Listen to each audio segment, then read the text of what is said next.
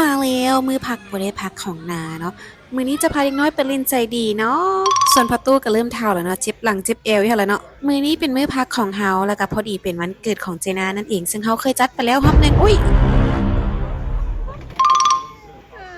เกิดอย่างขึ้นเหตุการณ์บ่คาดคิดชิวๆเนาะแต่หัวเริ่มแดงเอาล่ะพอดีมาว่าต่อมื้อนี้เป็นมื้อพักแต่ว่าเป็นวันเกิดของเจนาเฮาเคยจัดไปแล้วรอบนึงเนาะแต่มื้อนี้เป็นมื้อตรงกับมื้อที่เพิ่นเกิดเนาะซึ่งจะเป็น June 24th เดือน6วันที่24นั่นเองเฮาก็เลยจะพาเด็กน้อยมาเล่น playground อยู่แถวบ้านนี่แหละจะเป็น indoor playground เนาะเพราะว่าอากาศแคลิฟอร์เนียอยู่นอกตอนนี้คือร้อนแฮงเฮาก็เลยพักเล็กก็เล่นก่อนเนาะ ไฮไฟ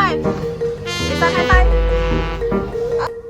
น้ำมักมาบ่อนี้เพราะว่า1มันใกล้บ้านแล้วก็2มาเนาะมันจะแยกโซนหลินสำหรับเด็กน้อยอายุต่ำกว่า5ปีจะอยู่อีกโซนหนึ่งส่วนของหลินอีผู้ใหญ่ก็จะอยู่อีกโซนหนึ่งเนาะส่วนเครื่องหลินทางไหนก็จะเป็น soft play เป็นเครื่องหลินที่พื้นมันจะเป็นนุ่มๆแบบนี้ลมบ่จิบส่วนไอเจซันลูกชายหล่าของนาก็ครบรอบ2ปีแล้วเดือนนี้อีก 2-3 ทิศก็จะได้เตรียมจัดวันเกิดเพิ่นอีกเนาะไว้ท้อง2ปีของแท้ต้องมอบให้ผู้นี้เนาะความดื้อความมึนไอเจซันเริ่มเว้าเป็นแล้วเนาะเริ่มตะแพ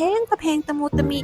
ล่าสุดโดดมาหลินกับของผู้ใหญ่แล้วเนาะมาซอกหาเอื้อยหาอ้ายเพิ่นซึ่ง indoor playground อยู่นี่เนาะมันจะกว้างใหญ่แล้วก็เป็น3สั้นขึ้นไปแบบนี้ส่วนของเจน่ากับของเจเดนเนาะและการที่จะไต่ขึ้นไปนะมันบ่ง่ายเลยทุกคนแต่ละสั้นก็จะมีเครื่องเล่นหลากหลายแบบนี้แต่ว่านามักบอลที่ว่ามันจะออกแบบมาให้นุ่มทุกบอลเลยเนาะเด็กน้อยล้มหรือตำหยังก็จะบ่ค่อยเจ็บแต่เฮาก็เป็นห่วงผู้2ปีก็เลยต้องได้ปีนไต่น้ำก้นเนาะย่านเขาเจ้ามาต่ำ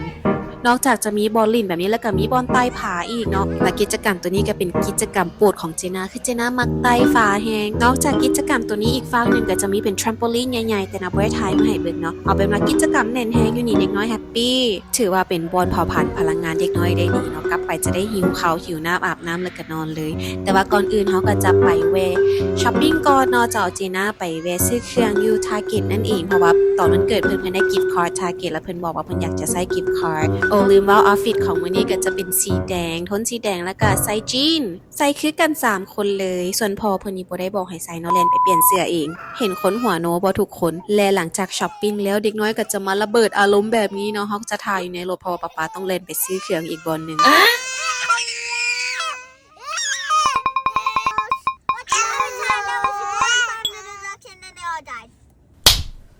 นี่แหละเนาะชีวิตแม่ลูกอ่อนปานหม้อขี้คว่ำโดยเฉพาะกับเด็กน้อยวัยท้องผู้นี้แต่ปกติเพิ่นก็บ่ให้แบบนี้เนาะมื้อนี้คือสิเมื่อยแฮงแล้วกลับมาบ้านเฮาก็มาเป่าเค้กน้อยๆ birthday to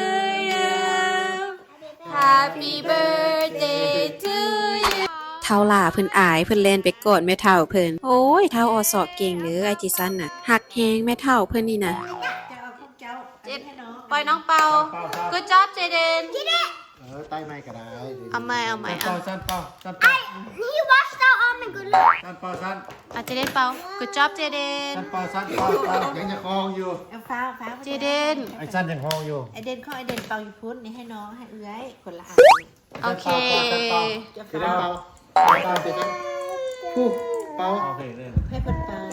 โอเคคุณแม่ Birthday to ว่าวางในโถตัก birthday to เปา ลูกสายหลานมามีบ่ยอมเป่าเค้กเนาะ to you อยู่หั่นอ่ะก็ถือว่าเป็นวันเกิดที่อบอุ่นเนาะมีคัพเค้กน้อยๆแล้วก็ได้พาไปลีนไปเที่ยวกันตอนสวยมื้อนี้เป็นมื้อวันเกิดแท้ของเจน่าเลยถึงว่าเฮาได้จัดไปแล้วรอบนึงเฮาก็บ่อยากให้เพิ่นรู้สึก left out เนาะก็เลยเฮ็ดหยังให้มันรู้สึก special หน่อยนึงให้เพิ่น น้องเห็น เย้เอาเปาแล้วแม่เปา เป่า เป่าให้เป่าให้น้องมั้ย Good job เจสันเปาโลเจเดน Good job สั้นเป่าสั้นเป่า ฉันเป่า เป่า เปานี่อันนี้ เป่า เปา